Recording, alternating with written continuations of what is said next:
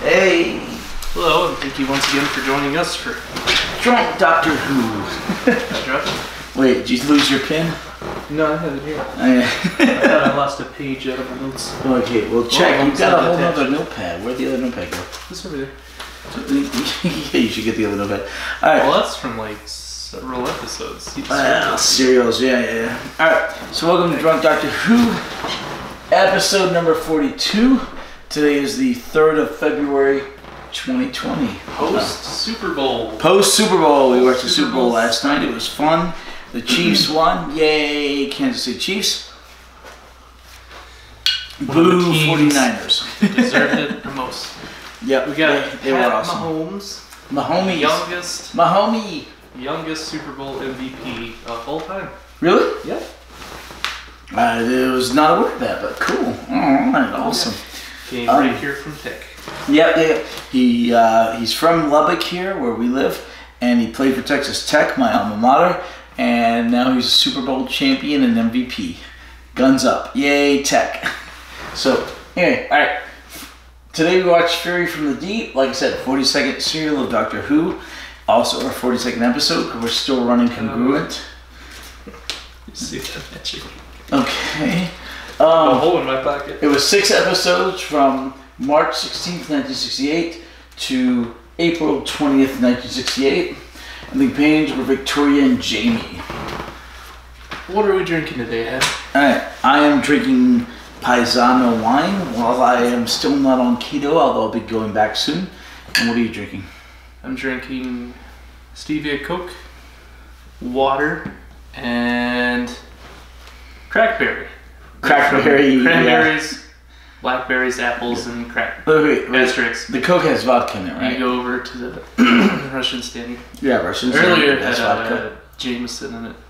The asterisk says does not contain crack. But then you look over here by the barcode and someone's mooning you, and there's the crack that it doesn't contain. See the butt crack of the person mooning you on the can? Right, but it doesn't contain like crack cocaine is the whole point. You know what else it doesn't contain? All natural, gluten-free, vegan-friendly, no sugar added, no fruit essences, nothing you can't pronounce, only things you want. Which, I don't know, I've always just kind of rolled my eyes at those non-GMO, gluten-free, non-trans foods. I think this is left over from yesterday's Super Bowl party. Super long list, but it's actually really good. I'm a big fan of ciders. Alright, let me try it. Made in the great nation of Texas. Hey, there you go. I like that. Yeah, me too. Alright. So we had a great Super Bowl party here yesterday, and lots of food and drink were left. This was our overflow room. We had a big old monitor set up. It was a TV. Hey, that's pretty good. It tastes like raspberry. It is good. It's very good. I like that. I like it too. Yeah, we had a TV in here, and besides the main living room here in my office where we do the Drunk Doctor Who, we had the old TV and overflow, and we watched the second half of the game in here because there were like 18 people. It was too many for the halftime show. Oh my gosh! So, apparently Shakira. Yeah, Shakira and Big Butt J-Lo, Big Butt Lopez, and apparently I was talking to people that didn't notice it was political, but okay, whatever, don't care. Was it political? Apparently it was. I didn't notice, but I was talking to Beard and somehow your brother Levi. Well, no, I think it was Hispanic children in cages or something, you know. Oh, I missed that. Yeah, I missed it too. I know at some point they brought out a flag. Yeah, well, it was a Puerto Rican flag, apparently. Like I thought it was Puerto Rican, and your brother said it was Cuban. But no, it turns out it was Puerto Rican. I was right. And yeah, so yay America, yay Puerto Rico, part of America, one of the territories. I wish they Although Puerto Ricans don't really consider themselves Americans, if you ask them. Great, vote for independence, but stop wanting our protection, but not the responsibilities, because they don't pay federal income tax in our territory. They don't. They like Is that why they don't want to be a state? I don't know, but possibly. But anyway, I hear votes have been shifting in favor of statehood. Statehood, yeah. Yeah, I don't know. They do it about every decade. They vote on it, and it's always been shut down narrowly. But anyway, Like Brexit, except no longer. No. It's No, Brexit, they voted for Mhm. 52 to 48. And yes, the United Kingdom left the EU on Friday at about 4 o'clock our time. which is a good thing. Bad It's a thing? good thing. I think it is going to complicate a lot of trade. I think there's going to be probably stricter borders, which is No. You know what complicates trade even more? The stupid Kung flu. The there are a lot of EU virus. restrictions, though. Yeah, well, that's No, not, that's not a policy. That's decision. right, but that's messing with trade a lot more than any It sure Brexit. is. I mean, seriously, the markets are down because they're concerned about trade based on China being, and possibly India, which borders China, being shut off from things. Mongolia, China shares a border with Russia, Mongolia, India, Korea. Oddly enough, gas prices are also down. Well, that's because we're producing. But enough politics. All right, forget politics. Gas prices. Yeah. For some reason, I get real excited about gas. Gas I see gas has gone down 9 cents. I'm like, oh yeah, All right. time to So, fill up. if you're watching this in the future and like most of the population of the world is dead due to this Nice. coronavirus, Pandemic. yeah, remember that we Remember had the like Alamo. 7.5 billion people on the planet, previously, and This is the just world got was pretty very good. dark. Yeah, but remember this and enjoy it if the internet still exists in the future. But it probably will. Nothing's gonna kill anything. It's people die all the time. It's sad, but it is. And, all right, antagonist. What is that? Marijuana zombies. What? No, weed. They're seaweed. Well, same thing. No, seaweed is not marijuana. It's seaweed. The sentient seaweed. Well, actually, the seaweed was a parasite that only got its intelligence from the humans that they were absorbing, zombifying. In theory, That's- we aren't 100% sure. They That's don't. what the doctor said, but No, I trust his opinion. They don't 100% confirm that, but yeah. All right. So anyway, watch Fury from the Deep. It is in the Furry from the deep, with all the furry palms. Fury, and not furry. zombies. Fury. Anyway, it's from the 5th season of Doctor Who. 6 episodes. We're still on track on the 2nd Doctor. All reconstructed. All reconstructed, yes. This serial is completely currently lost. Yeah, that's First appearance of the sonic screwdriver. first appearance of the sonic screwdriver happens in this episode. So all the time you're like, ooh, sonic screwdriver. Which Previously, was a pin flashlight. right. At the time it was a little pen light. It later develops into a much more useful item. What do you call that? What? A cheat for the writers, the script writers. The plot. A MacGuffin? Well, a MacGuffin's what moves the plot forward. Right. Sonic screwdriver is more just like a plot solver cheat. How they get to places. Okay. It's about Deus Ex Machina? No. God in the Machine? Deus Ex Machina. That's it. It's God in the Machine, so. A way to explain away the plot holes. For the... Right, Deus Ex Machina. But, alright.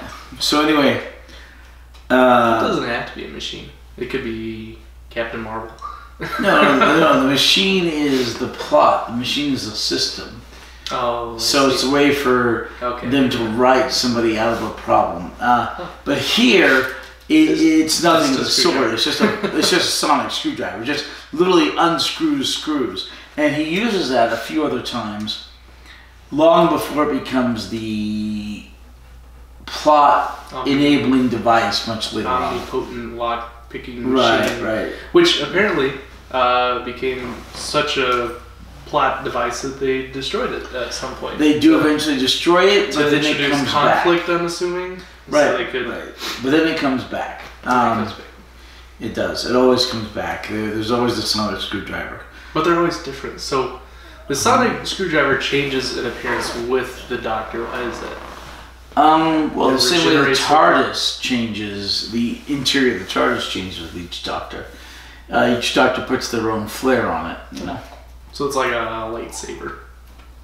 They regenerate and they sit there and they construct their sonic screwdriver. I don't know about the lightsaber, but you know, the Jedis, they make their own lightsaber. They choose their own crystal color, green, blue, personality traits.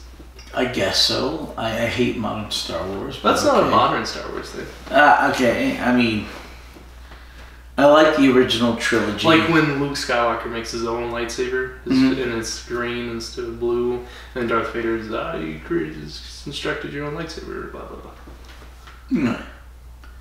blah. I guess so. Alright, so, anyway. So the sonic screwdriver is the lightsaber of the Doctor Who universe. True. Remember, Doctor Who predates Star Wars by 15 years. Well, 13 years. Alright, so anyway. Victoria, Jamie, and the Doctor. And weed zombies. Weed zombies. Alright, Victoria, Jamie, okay, weed is better than marijuana.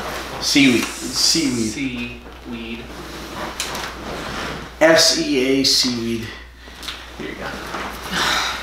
Anyway, they land and they actually land in the water off the coast of England. Fixed it. And they take a rowboat raft to the shore, to the beach, and there's a bunch of foam, and they have a foam fight. And but they have no idea if it's toxic or not. They're just right, throwing it in Jamie's face. and they make the observation, Jamie does, that, hey, you happen to land on this planet a lot. You happen to land in England a lot. You know, it's like meta. He's like, hey, why do you do that? He's like, well, I don't know, but apparently the TARDIS has a thing for Europe. Well, yeah, for Earth, Europe, England, Britain especially. Because the Doctor's not so much choosing where he lands as the TARDIS is just currently blaming itself yes. about. And in general, yes, the TARDIS takes a Doctor to the place where he's most needed. So I keep asking questions about current Doctor, Troughton Hartnell's preference for Earth and for Europe, and I think I figured it out. It's not the Doctor at this point who has the preference for Earth and Europe. It's the TARDIS, and the reason is because the TARDIS is faulty. He can't really control where he sends it.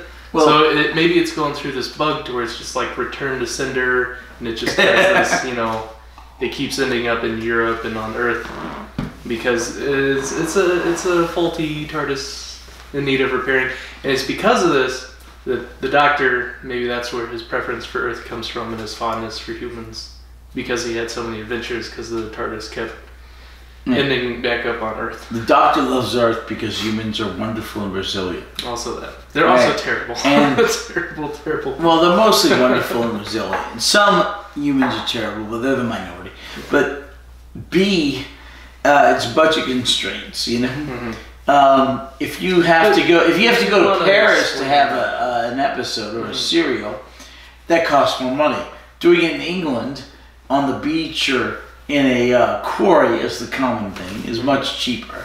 So they keep setting serials in England, in London, But what's fun is taking real world limit on a show or production due to budget or practical reasons, and bending the plot in ways to explain that away, to retcon it.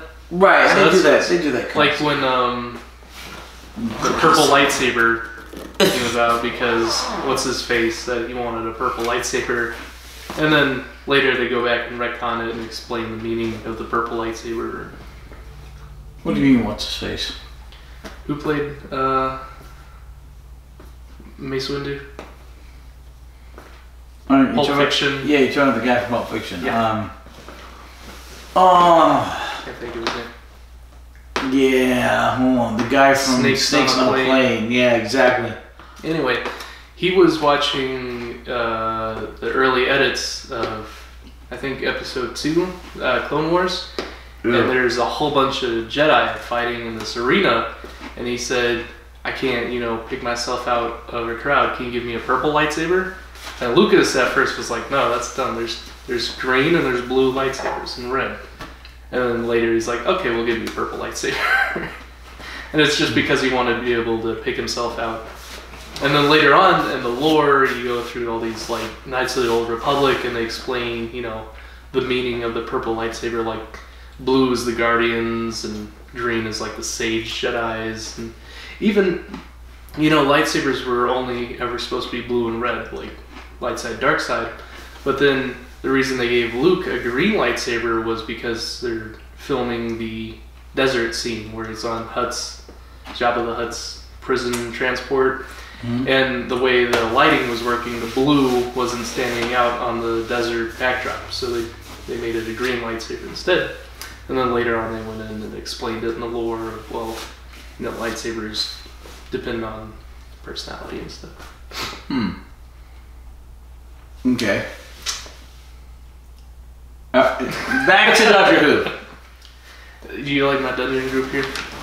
This is my barbarian. This is my thief, and this is my ranger. You got my melee DPS. Yeah, well, good. Drink them all. I'm doing. We're still drinking my wine. I'm drinking my wine. All right. So the Doctor, Jamie and Victoria land somewhere in the North Sea off of the English coast. They actually land in the water. They take the boat, a raft, to shore. When they get there, they have a fun foam fight because there's a bunch of foam. Where are you going? No. Alright, so take a foam fight. Alright. Smush this one. Are you trying to get high off the marker? No. What are you doing? No, say no to drugs. I'll use the other one. What? We're drinking alcohol. It's a drug. It's a legal drug, but it's a drug. What? Alright. So anyway. I'll let you explain the plot. They get there. They notice a giant pipeline.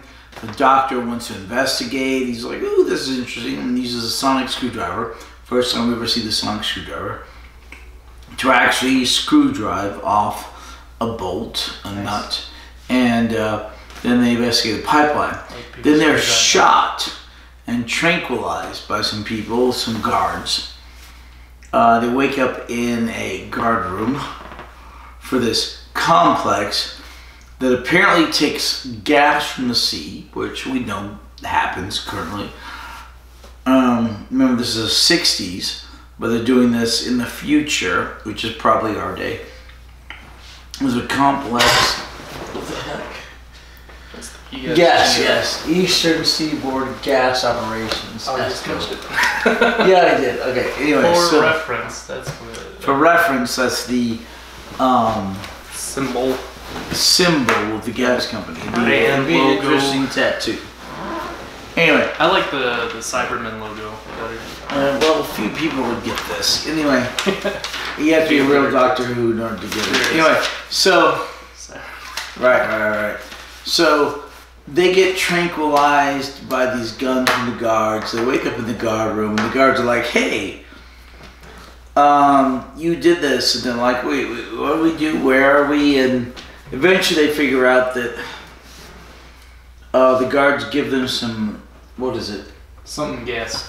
Yeah, some I4, O4, something like that. Yeah, I think I4. So they give him some gas to wake him up. They wake up. The Doctor's like, "Hey, I heard pulsating," because he literally. Did you see the butt crack? Yeah. It's the crack. I saw the butt crack. The Dallas skyline. I don't know what the Dallas skyline, but yeah. You got the Hyatt Hotel Ball. That one bridge. You know the Hyatt Hotel with the. Yeah. What do they call it?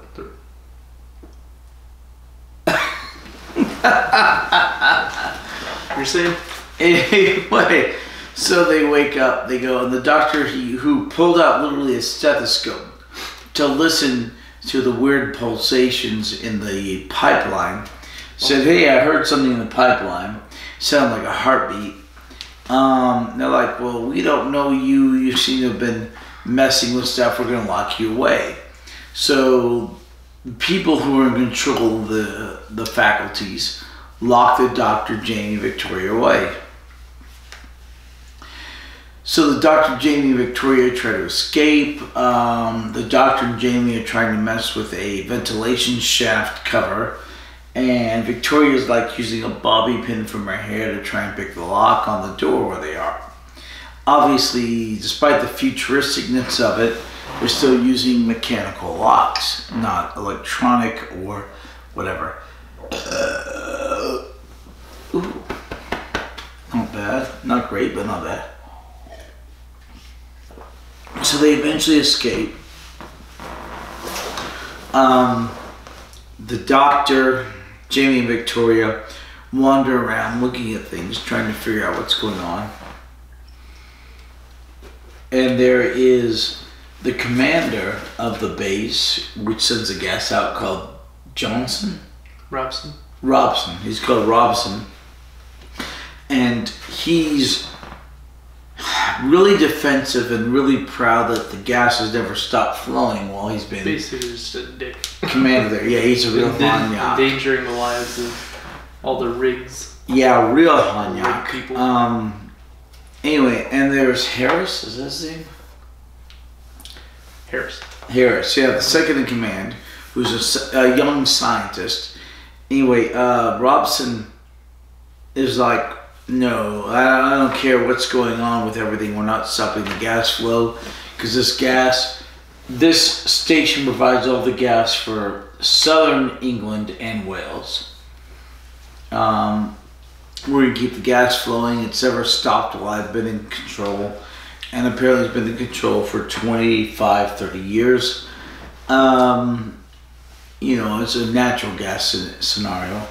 And the doctor's like, well, there's something clogging it up. But he's like, no, we're not stopping it regardless. We're not going to investigate. We're not going to stop the gas to clear out the tubes. We're just going to keep it letting it flow. And there's a guy, Van what? Van Loss. I think.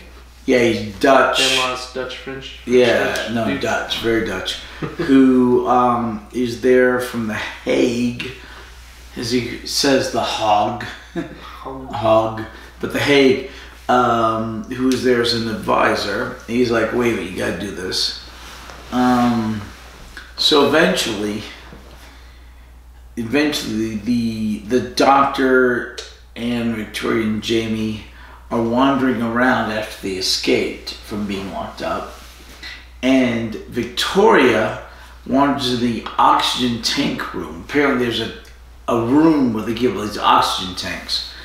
And apparently the seaweed, and those it controls do not like straight oxygen. So they're trying to release the oxygen so that it can't be used against them.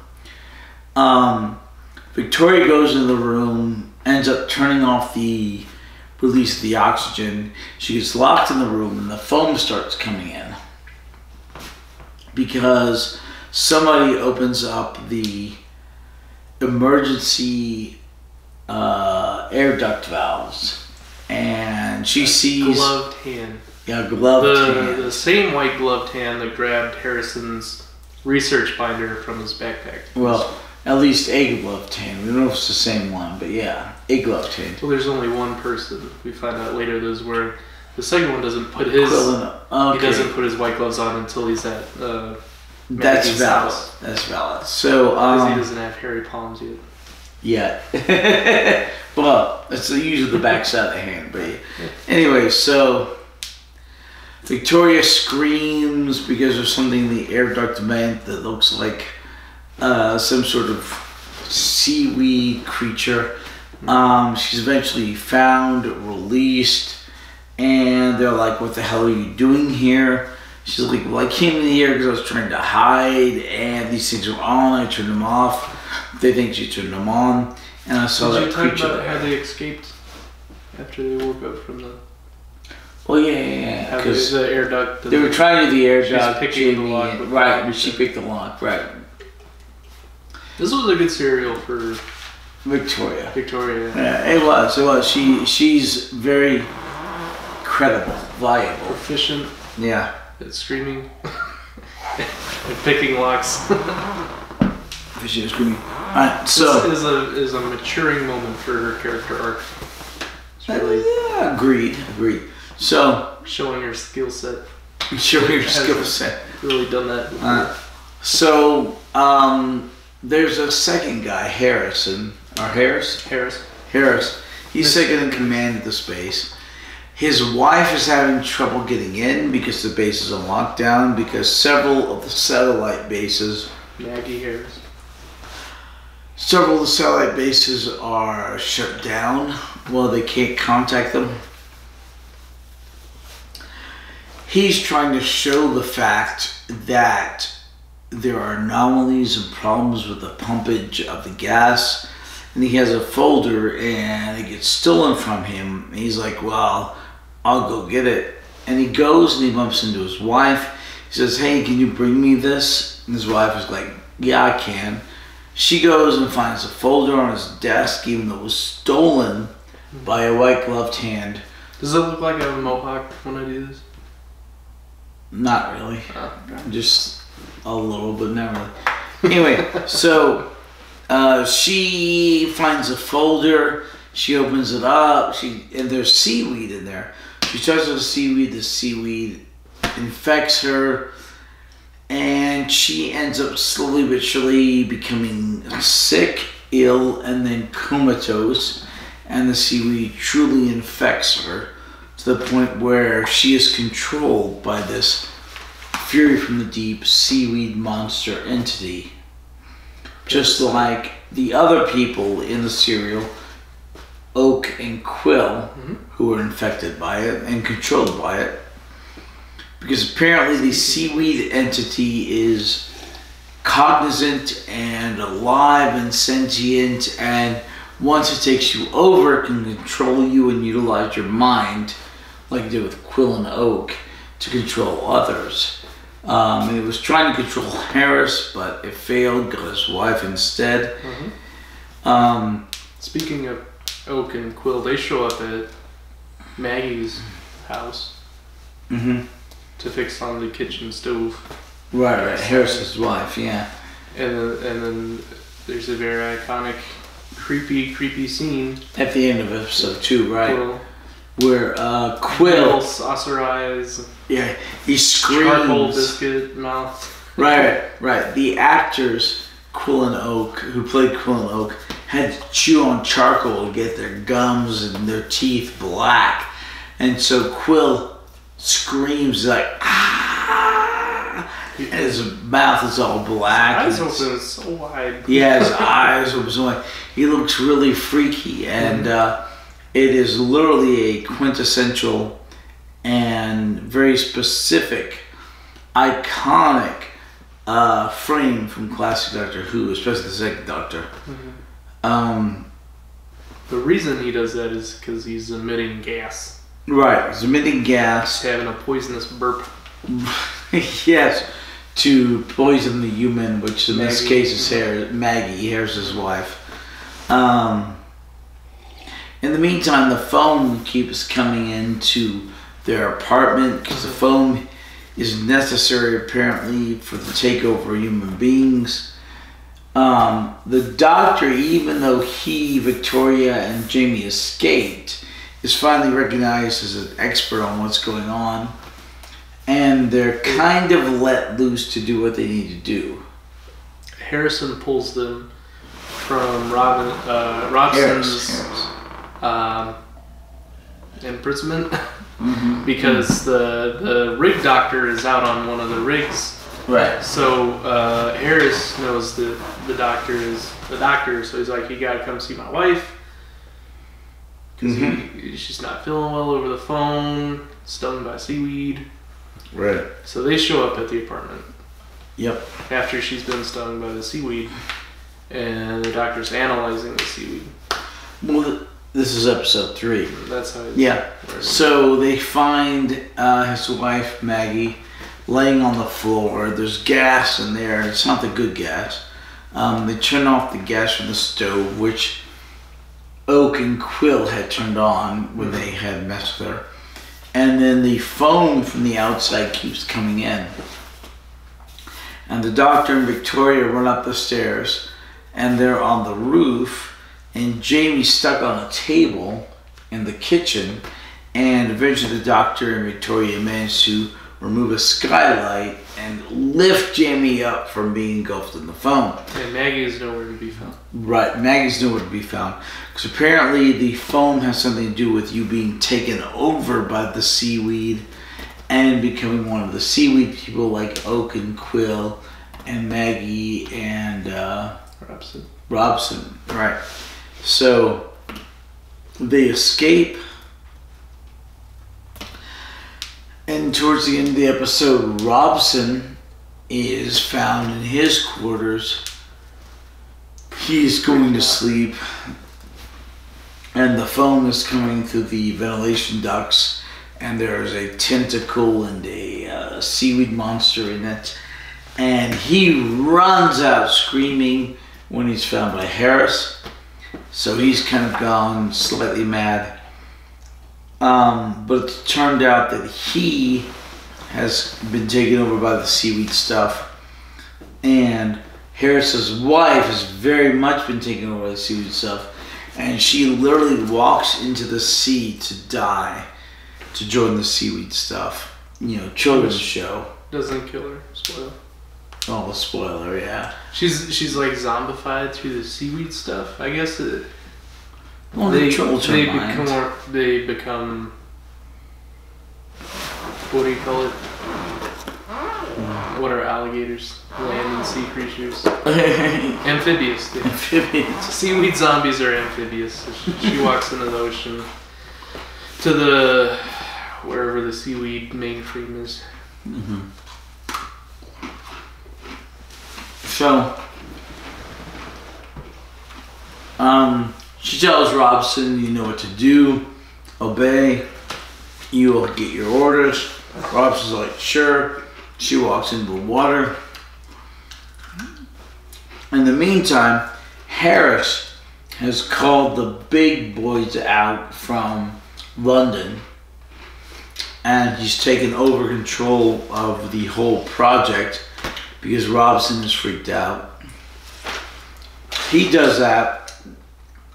Robson's gone. Harris is looking for his wife. Can't find her because she walks into the sea.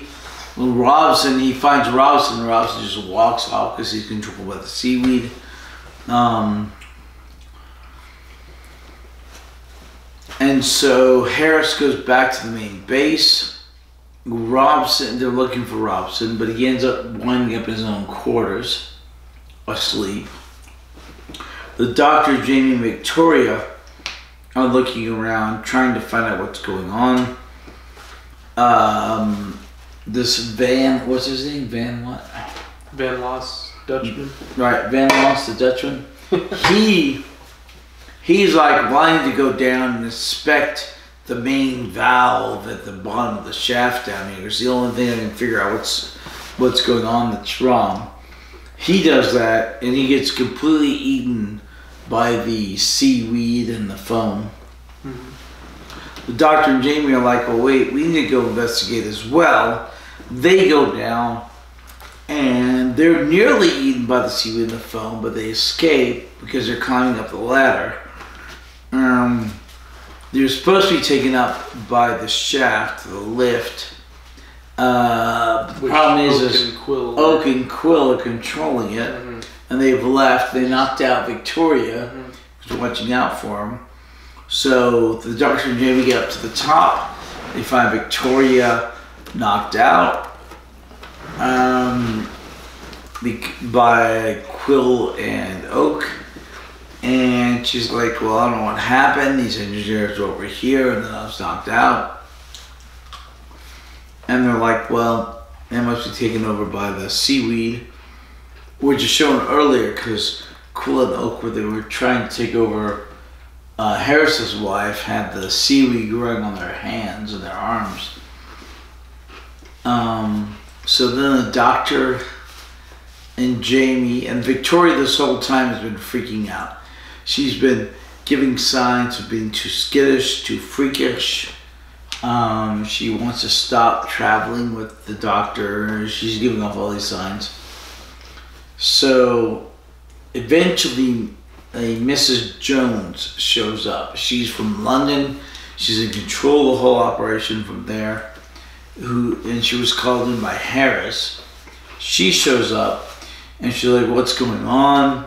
And the doctor explains everything to her. And she's like, that's incredible, it's impossible. And the doctor's like, nope, it's happening.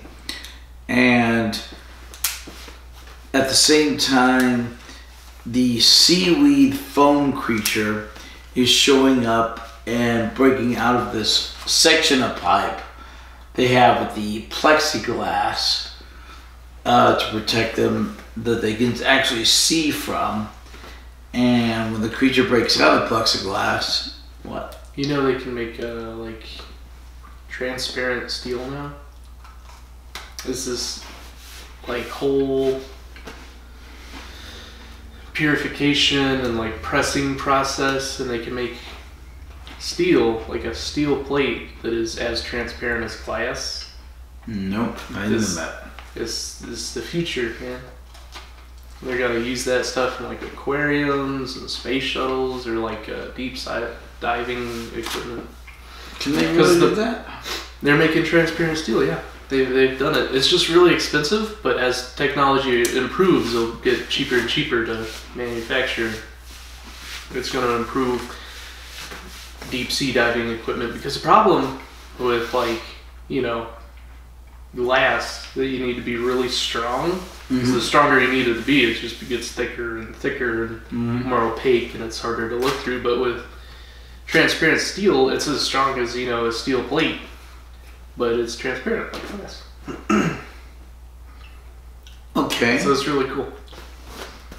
So in the future, maybe we'll have like big old sections of tubing that is as transparent as glass, but it doesn't compromise the structural integrity of the whole. Maybe. Cool thing to think about. It might be like expensive. Transparent, but it'll get cheaper and cheaper as technology improves. Like, could you imagine a cruise ship where like the hull is transparent and you can see out into the... That'd be awesome. To a point. So if the cabins aren't transparent, That'd be cool. why would you want people to see you, you know, when you're undressing? Well, not you know, cabin to cabin, but from cabin to outside. Like Right. To a point. Once again, why would you want somebody on shore to be able to see you? I don't know. No one's gonna see you on shore. You're underwater. No, not all cabins underwater. Only the bottom's underwater. Well, that's like the bottom half of the hole is the underwater part. It has to be one-way mirrors. It would really have to do that. I don't know if they can So do you can that yet. see out, but people can't see in. I don't know how they do that with steel. Well, I don't know either. You're the one who brought this up. All right. Fun thought. Hey, so anyway, where the hell were we? The seaweed monster is coming through the transparent part in the tube. So the seaweed monster is coming through the transparent part of the pipe that happens at the base, and the doctor figures out that certain pitches of noise repel the seaweed monster, most notably Victoria screaming. She screams at like a high C or whatever. Anyway, I don't know what note it is, but she's... Huh? I was joking. I'm tone deaf. You're tone. Alright, she screams at some high note, and the monsters retract. So A sharp. she gets kidnapped by Robson, who's taken over by the seaweed. He takes her to one of the far-flung bases. The Dr. Jamie take the helicopter, the Whirlybird, out there, and they try to rescue Victoria. Robson comes at them. She screams. He recoils, and apparently that particular pitch, that sonicness, is what defeats the seaweed monster. They take her back. They get her to scream into a tape recorder. They broadcast that tape recorder over all the rigs, and apparently recoils the horrible intelligent seaweed monster to the point where it goes away and the Doctor wins. And much like, Mars Attacks, that note from the Tom Jones song, she manages to repel everyone.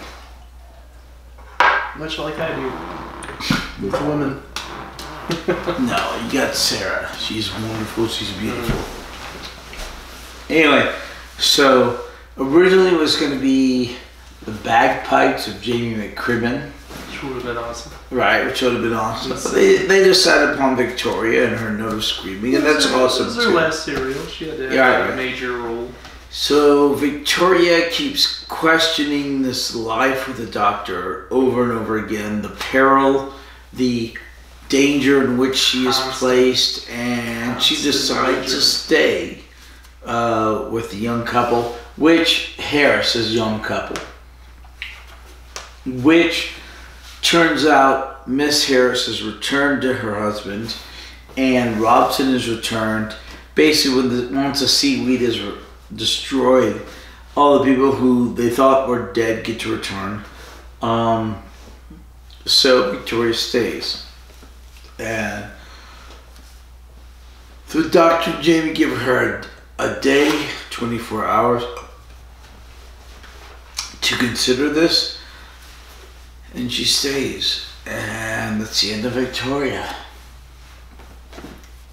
Cross her. You can cross her off the list. The markers are there. Well, she's here for the entire series. No, not a pen, the markers. She's here for the entire serial. The red one. And then the Doctor lets her leave. As you should. Like the Doctor says, it's up to her. It's her decision. And she leaves. So she's Victoria stranded leaves at the end of the series. in a different time with no skill set. She's not stranded. She chooses to stay. She chooses to stay. Take this 1700 girl. No, 1800. 1800s girl. Like 1880s. No idea how the future works. Wait, no skill set. She'll learn. She's young. She'll learn. And she chooses to stay.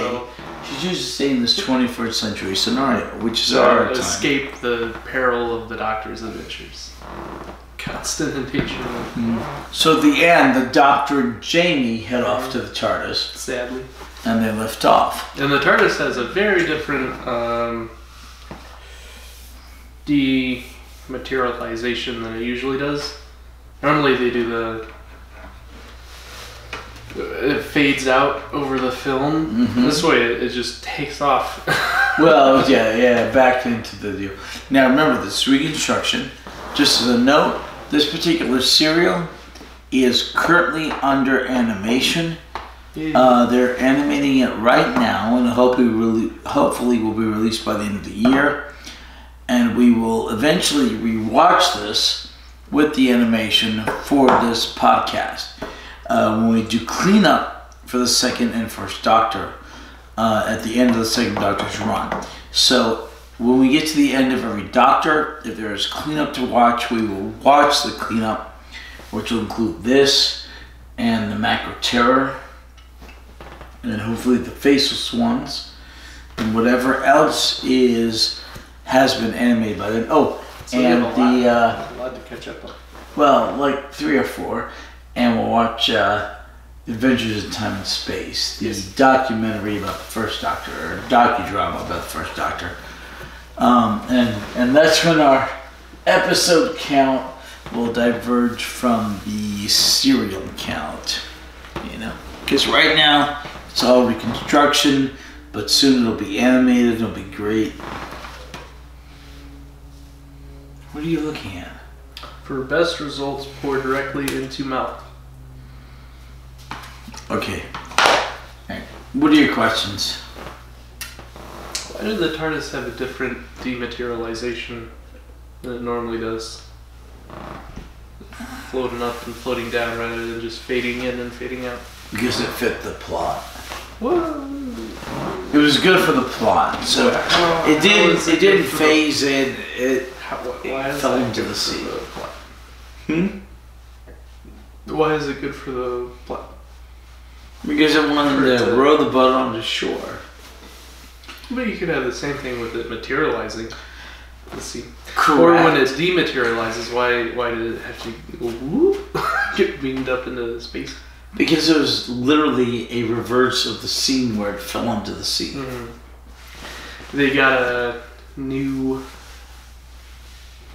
miniature of the TARDIS and strapped it to a helicopter. Right, because they had a helicopter for the serial, which they used several times during the serial. That's just a one-time thing? It happens later on. Is that the new norm? No, of it fading it doesn't happen for many, many years until the new stuff. Oh, okay. Yeah. Speaking debut of the sonic screwdriver. Yes, debut of the sonic screwdriver. Finally, it is the sonic screwdriver, not some screwdriver that you claim is sonic. Yeah. They could have called it sonic. No, it's not the case. He very specifically says. Because he's trying it the manual way. No, he doesn't even try it manually. And it wouldn't budge. And then he's like, okay, well, let's try this. And then, zoop. Yeah. Okay. But seriously, in the modern stuff, there's a scene with Matt Smith, the 11th Doctor, where the TARDIS is spinning in space, being held up by a helicopter, and he's holding on barely to the bottom of it. Oh. And it's really good. Some stunts. Yeah. Oh, yeah. Stunts happy. So you think they introduced the sonic screwdriver to avoid the Doctor turning into Batman's utility belt, where he's pulling out screwdrivers and stethoscopes and flashlights? You realize this is way before Batman, right? well, like that's what he's turning into. Reasonably before Batman. Well, when was Batman? It's just right. Batman was introduced in the 1960s. This is right about the point of the Batman stuff. Yeah. Detective Comics issue. Well, no, don't go with the comics. Go with the Adam West show. But this is right about the same time as the Detective Comics is what introduced Batman and his utility belt, and it was the plot device to get him out of every situation. And the Doctor was kind of turning into just pulling things out of his jacket. Eventually, he does. The writers consolidate that into just the sonic screwdriver rather than just pulling all his stuff out of his coat pockets. Eventually that happens, but not yet. I think it's a good choice. Okay. What are your other questions? Do you have any other questions? This serial was very different. It had a horror thriller theme to it. It was very dark, some creepy imagery going on. Yep. A lot of censorship. Especially in Australia. Other serials were, very campy, a lot of action, a lot of adventure. This one is genuinely kind of terrifying for the time. Very scary. And Leave Victoria. Is that because of the writer or who wrote this? It was very different from other serials we've seen before. In some ways. Right. It was adapted from a... Right. From a radio play. Yes. I'm going to go to the restroom. You keep going. Oh, what am I going to talk about? Talk about anything. Eat cookies. It's all good. I'm going to sit here for 5 minutes just silently eating cookies on the screen. Talk about it. It'll be an art project. Woo!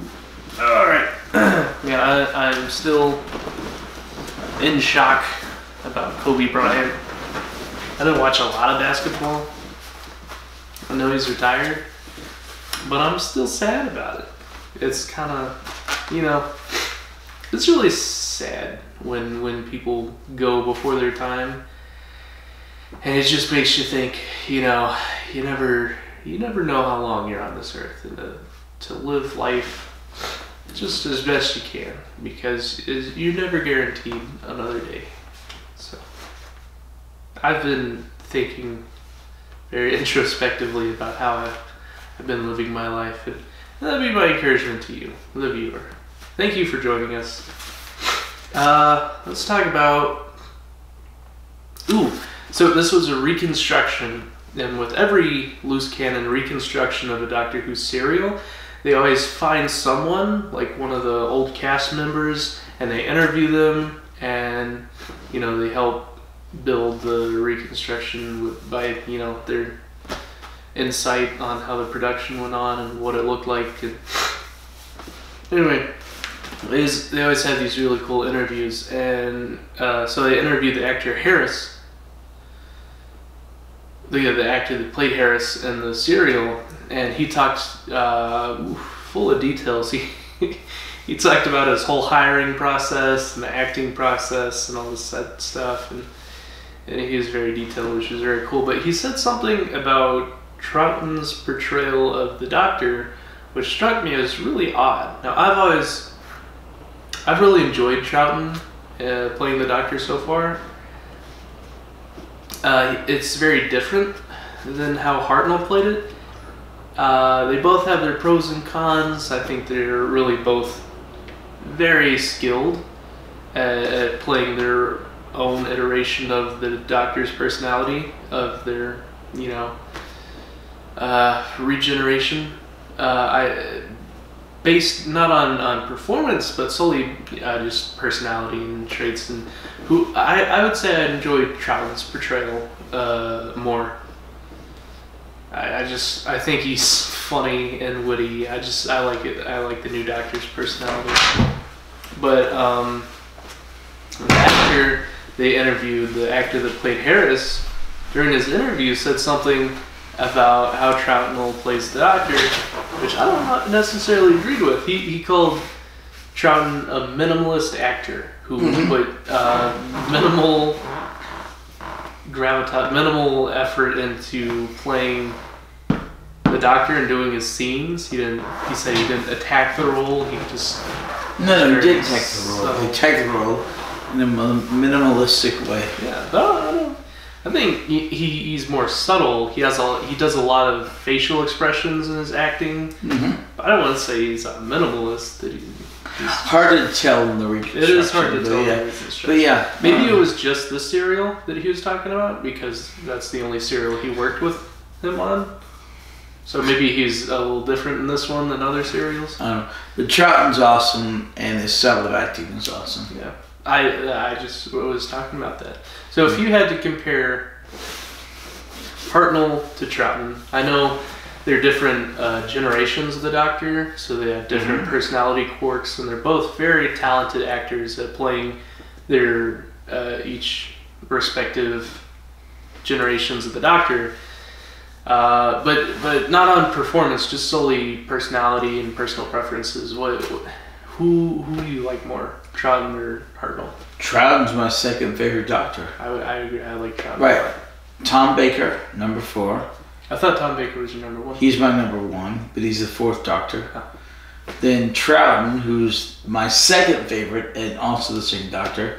And then number 10, who's my 3rd favorite, who is Tennant, David Tennant. Mm-hmm. Yep, that's Tennant. Yeah. So he's sort of the modern face of... He's the modern face of Doctor Who, right? That's who everyone knows Doctor Who is. Well... This guy's... Modern stuff. He came after. Right. That's the one you were just pointing out, the 11th Doctor. Yeah. He's 10, 11. Who was the first one when they revived? Eccleston, right there in the leather jacket, number 9. Oh, yeah. The 9th Doctor, yep. He's the revival Doctor. Yes, so he's the first Doctor in the current revival. There's a jump in popularity from Eccleston to... Right, partly because Eccleston only stayed 1 series, and partly because Tennant was... One season or one... Season, same thing. Oh, okay. And partly because Eccleston... partly because Tennant's considered a bit of a sex symbol for the young ladies. The young girls. He was apparently, I mean, I'm not a judge on such things, but he was apparently a very handsome Doctor. Oh, I see. Yeah, I can see that. I mean, I guess I could see that, you know? He's probably the most attractive of this lot. Man, him or McGann. I like McGann. Snape? Yeah. He was very handsome as well. Yeah, they just were attractive. Yeah, I'm a guy. I'm not a great judge on the attractiveness of men. Well, you can still see I symmetrical see some, facial and then traits. Tennant's attractive, and again, Strong, the Eighth strong Doctor's attractive. Well, this guy's a pretty boy. Davison? Yeah. Yes. He's got the blonde hair, the butt chin. He's attractive. He's just too Preppy. He's very preppy. Yeah, it's too preppy. He's classic suit and tie gentleman. The sweater and preppy. Yeah, but Tennant's much more of a man, you know? Yes. He's much more stern in many ways. This podcast taking a turn. Taking a weird turn. Alright, so stop that. Alright, so anyway. Let's see. Eventually the Doctor and Jamie leave Victoria in this time zone because she wants to be there. They leave. They head off in the TARDIS on to the next adventure. Alright. So this is Fury Deep. Fury, not furry. How? Like the Brad Pitt movie. What the hell is that? Well, the next one is with the Wheel in Space. You ever see the interview with Brad Pitt and Zach Galifianakis between two ferns? I think so. That's a good one. Alright. Next was the Wheel in Space. There are 4 episodes missing to exist. And that's the last of seasons 5. Then we get to season 6 where they all exist except for the Space Pirates. Are we going to do our season review of our favorite episode on the whiteboard? Did we do that for season 4? I don't know if we did. We did that with Hartnell every right. season. But I don't think we did that for season 4. You know, we'll do 4 and 5. We should do 4 and 5, yeah. We'll pick out well, once we finish it off, but yeah. But anyway, so then we'll get to season 6. And then after Troughton, we will do some cleanup where we do the Avengers Space and Time. And we rewatch certain serials that have been animated, so we've actually seen them. And that'll be cool. Yes. Alright. Any other questions? Like TARDIS publicity stunts, because I see the behind the scenes of the miniature TARDIS and the high wire and the helicopter, and it's really fantastical. I thought it'd be really cool if they just went out in public and did stuff like that, like stuck the TARDIS in different places, and people would be like, it's the TARDIS, the Doctor's here. Mm-hmm. They ever do like publicity stunts like that? Like they have. Are they cool? Are they? I mean, I guess so. I haven't been there. I wish they'd still do stuff like that. They do. They do. It's just iconic TARDIS places. Because that thing just shows up everywhere. They're like sticking a Dalek somewhere. Mm-hmm. That'd be cool. They should make Doctor Who amusement park. Kind of like Disneyland. They have the Harry Potter thing and Jurassic Park thing. They need a whole thing just for Doctor Who stuff. The Harry Potter thing is at in Orlando, Florida, at the Universal Studios. Universal Studios, not Disney World. Well, I'm just talking about examples. Like they need to do one of those things. Like they have Lego World at the Jurassic Park. They had a Doctor Who experience in Wales. Yeah, that sounds for cool. a while, but you get to ride on the TARDIS. I don't think so, but they shut it down. Why'd they shut it down? Too many deaths? No, eventually lack of interest. Oh, okay. If something doesn't sustain itself, eventually they shut it down. Which is sad, but you know, it is what it is. Serial is struggled with popularity dips and dives. Over time, even though it's like a culturally defining thing of certain eras. Like everyone knows who Doctor Who is, especially in Europe. Like Britain, for the Brits, yeah, and for many Americans, yes. Yeah, modern stuff. It's a very, very culturally defining moment for the British, and just like Blackadder or Monty Python, or what is it called? The one in space.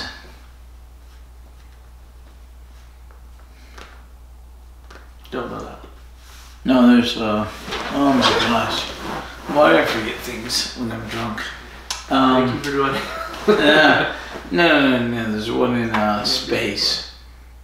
The Spaceballs? No. Spaceballs is good, but no. The one with the cat. What? Hey, Oh, Hitchhiker's Guide to the Galaxy. love Hitchhiker's Guide to the Galaxy, but that's not the one I'm thinking of. No. This is one they're on a spaceship, and there's a cat who becomes sentient. Doctor Who. No. Star Wars. No. Star Trek. No. Hitchhiker's Guide to the Galaxy. No. I love I love all the guys, but no. No, this I've is named not. every spaceship show. No more. No, this is Red Dwarf. Red Dwarf. Okay, You Red told me Dwarf is a British You told me TV that show.